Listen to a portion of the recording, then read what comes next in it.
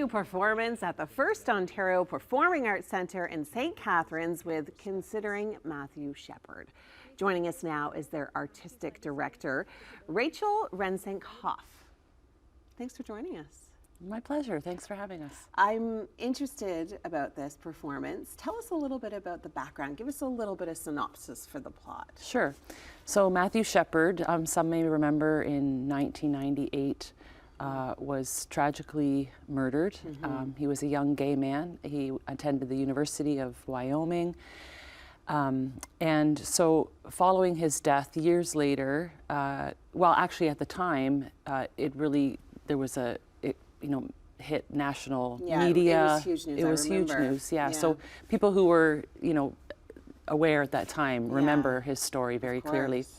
So years later, Craig Hella-Johnson, who's a composer in the United States, wanted to honor Matthew's life and legacy. So wrote this amazing piece of music that we're performing this weekend. Okay, this is gorgeous. I love this. Tell us what audiences can expect a little bit from the performance. Sure. So the piece covers the story of what happened to Matthew. So there are some very tragic elements to the story, of course. But there's a really wonderful weaving together of texts from many different sources. So there's singing and narration throughout. The narration is mostly news accounts of what happened around the events of Matthew's death.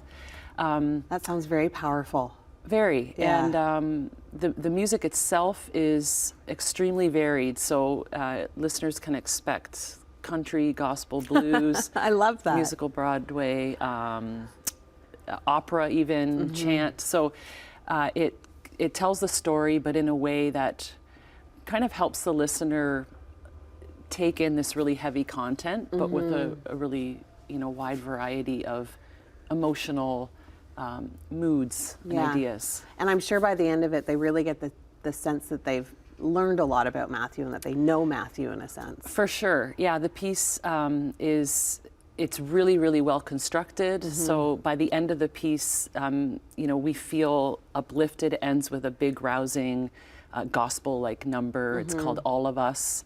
It's meant to celebrate really actually what we have in common. So, we look at the perpetrators and we're forced to kind of, look at the other person and see, that we too carry discrimination, hatred within ourselves, and how can we look one another in the eye and work towards reconciliation and hope. Teaching moment there too. Very, well, all through the piece. It's amazing. That's fantastic. Now your role as the artistic director, tell people that aren't aware, what is it that you do and how do you kind of bring out, oh, there you are. You are looking very passionate. Yes. Oh yes, that's me.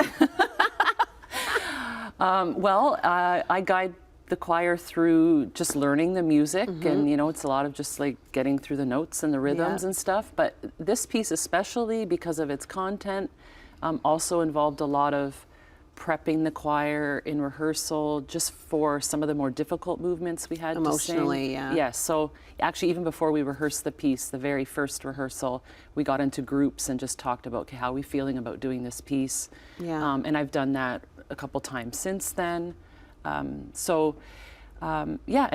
we bring it all together. Last night we met with the instrumentalists for the first time. Oh, that's so wonderful. That was great, and we have our dress rehearsal on Friday evening. Okay, well, where can people get tickets and how do they kind of...